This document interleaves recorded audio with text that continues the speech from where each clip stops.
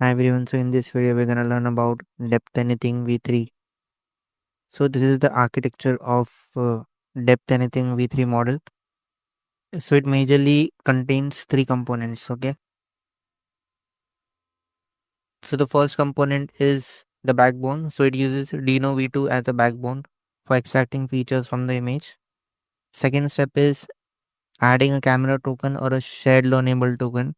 So basically in this step it tries to identify which point in one image corresponds to the same point in some other image taken from some other view. This is called as cross-use attention. This Dino v2 backbone basically contains attention details from one image. So in this step, it adds these token information so as to come to know how these views are related in 3D. So for example, these two images are of the same building, but they are taken at slightly different angle. So the backbone will extract all the basic information that it needs from an image, and then this step will try to find the relationship between different images. Okay, tries to find out as in which point in this image will correspond to the point in this image. Okay, and then it tries to figure out how the information can be viewed in 3D. And the third component is the dual DPT head, which is a dense prediction transformer. So in this it produces two output. One is depth map, another one is ray map. So the depth map will give you relative depth or metric depth information. So it basically will tell you which component or which element in the photo is nearer and which element in the photo is farther away. And the ray map will give the information of the direction of the pixel. Okay, in which direction is the pixel going. So the dual DPT head basically converts the tokens into pixels. And like I said, the depth map gives information as in how much farther away an object is in an image. And the remap gives us the direction of the pixel in a 3D view, as in where the pixel is pointing towards in a when viewed in a three-dimensional space. So now let's explore the coding part. You need to go to this URL. Okay, I'll share the link in the description. And then from here you need to download this code. Okay, download the zip file. Once you have downloaded the entire Git folder, you need to go into the notebook section and you need to take that notebook and put it in this folder, src folder. Okay, so here I have put my Jupyter notebook so that we can execute it, because it will require some functions which are there in this folder. Okay, and here we also have some images on which we can test the model. Okay, so over here, if you go to the GitHub page, you will get a small overview, and they also have information regarding the different types of model. So for this tutorial I'll be showing you this model. Okay, we'll try to run this model and this model. Okay, we'll be running these two models, because over here you can see this model has different features like metric depth and sky segmentation. Okay, and the relative depth, whereas if you see the base model or the models over here which fall in the any view model category, it has relative depth information, pose estimation, and pose conditioning, etc., which are not there in this model. So hence we'll be exploring these features like metric depth, sky segmentation, and then also these some of these features. So most of the code in the notebook is same. Okay, I have made a few changes and some modification, but more or less the code is same which was there in the GitHub. So here we are importing just a few libraries. Here we'll mention the device. If you have CUDA available on your system, then it will switch to CUDA, else it will switch to CPU automatically. Then here we'll be using a DA3 metric large, which is this one. Okay, and then we read model equals to model.toDevice, and then model.eval, since we'll be performing inference. Here it says model loaded on CUDA. Here we have printed the device. And here we'll be using the images which were given in the GitHub folder. So if you see the main code folder and go to the src section, you'll see a folder called assets. Here in the example folder, you will find these two images. Okay, examples/sos section. and we'll be using these two photos for the demonstration. So here this line performs the prediction model.inference image equals to image paths. Okay. Your process resolution and resolution method is equal to upper bound resize. It means that whatever dimension you give over here, it will give into the dimension with highest length. So for example, if width is greater than height, then this will become the width and the height will be calculated automatically while maintaining the aspect ratio. So this is what these two lines do. Here the export there will be none.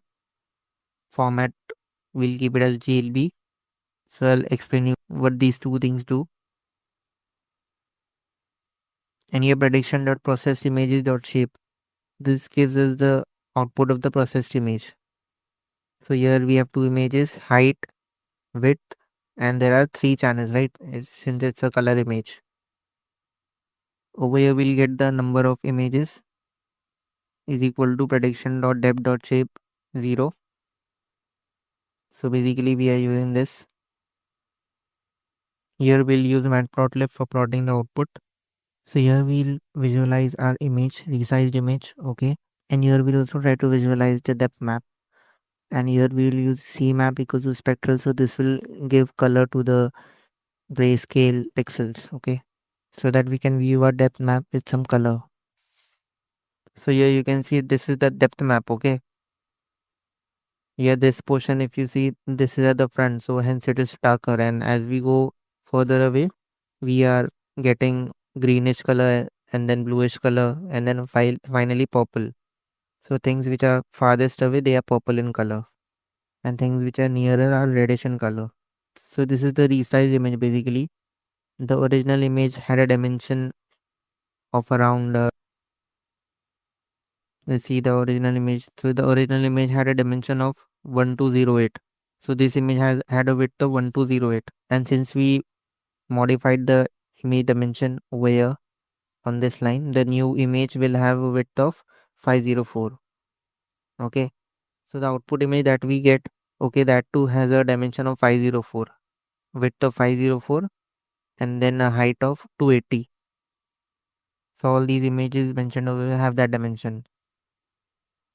Now here if you want to get the actual distance of the object, okay, from the camera, so if you go to the GitHub page, okay, here it mentions that if you are using this model diametric large and you want to calculate the metric depth, then it will be equal to focal length of a camera multiplied by net output, okay, divided by 300, and the output obtained from nested giant large is already in meters. So if we are using this nested giant large, okay, or this one, since this model is the biggest model and has all the capabilities, okay, so here if you're using this model, then you don't need to scale your output.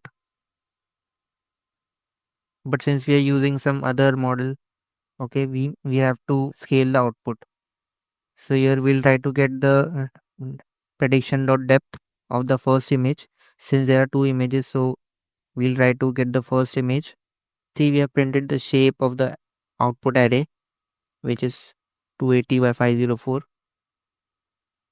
And then we are trying to get the distance of the pixel from the camera at this location. Okay, 200 by 150. So which is 200 by 150. It will be somewhere over here. Okay, 150. And we have assumed a focal value of 1200. So in order to get the exact metric depth in meters, you have to multiply focal by net output and then divided by 300.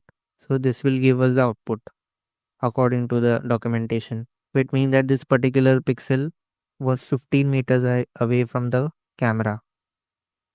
Now it also has an interesting functionality, which is sky segmentation.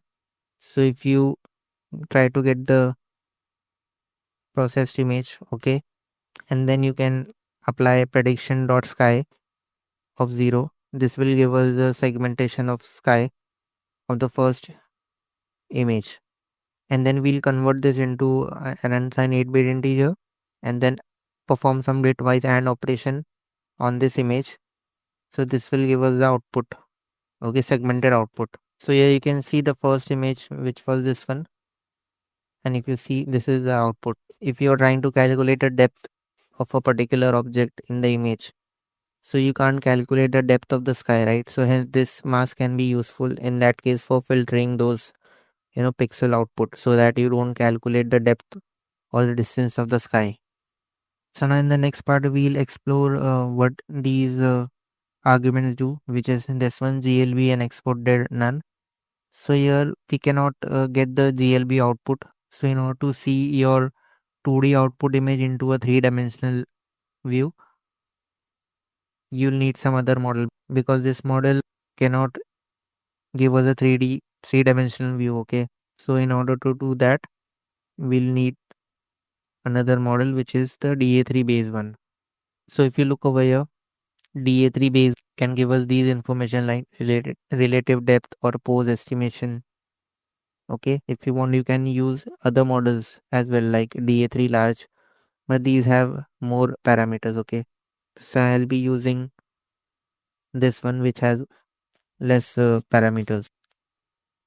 So first we'll be importing the model DA3 base, and then write model.toDevice.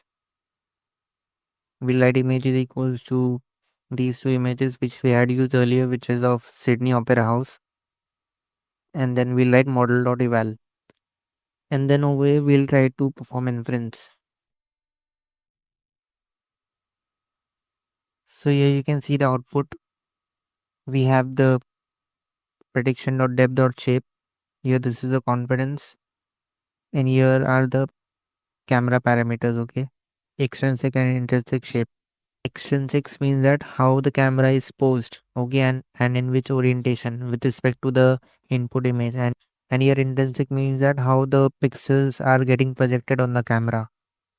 So these things are useful for calculating the 3-dimensional look of the image. Okay, let's see the output.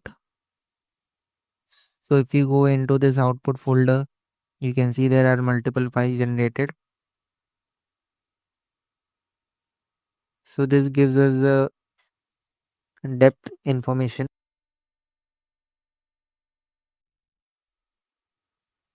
Here you'll find one file, okay, which will have the name scene, and it will be of type glb. So you can open and view this file in a browser using a glb viewer. So you can open your browser and search for any glb 3D model viewer, okay, and you can just drag and drop that file. So here I'm dropping the file. So you can see the output, and these two things over here, the green one and the purple one, these two are the cameras for the different images. So this green one represents the camera for image 1. So if you see the output, okay, this is the output for the first image, and this is the output for the second image. So both of these images are of the same building. Here this image was taken a bit from the left hand side, and this image is a bit more towards the center. So this is what this represents. Okay, so I hope you found my video helpful. Don't forget to subscribe to my channel. Thank you very much.